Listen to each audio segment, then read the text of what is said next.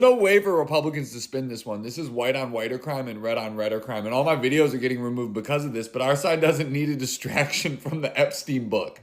We don't need a distraction from the fact that Charlie Kirk was switching his stance on Israel and Trump. And this isn't us. This is Candace Owens and Tucker Carlson saying it. So you guys are freaking the fuck out. And I get it. Kush Patel got in trouble yesterday for saying too much. And Utah's governor said the quiet part out loud when he said, I hoped he was one of us. Trump forgot about his I'm friends with Charlie Kirk script yesterday, proving that Candace Owens was right. And she said more on live stream than anybody yesterday.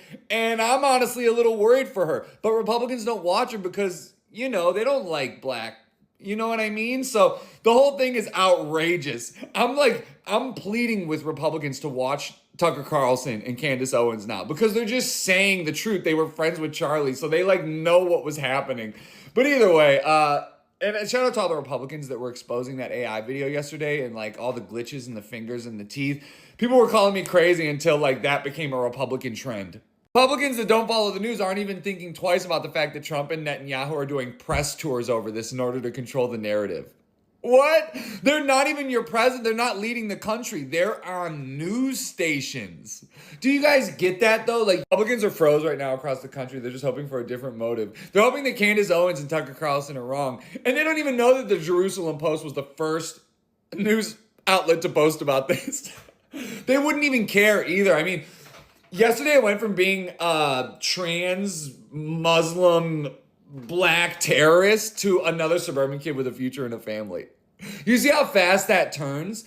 And again, we can't say he was militarized by his nation and his church's concealed history, right? We can't say that's what's happening to all the people that look like me. Whether that's the church's endless need for sacrifices, our political movement's endless need for martyrs, or our military's endless need for forever wars, right? And we definitely can't say that all three have used poor white kids for centuries to keep colonialism in a never-ending industrial revolution that's climaxed in an uncanny obsession with glamorizing war for kids in Marvel movies and glamorizing our colonial era racism and misogyny in horror movies for adults. I do white kids who grow up in Republican pro-gun households have to take their, dad's gun out all the time and shoot it at strangers.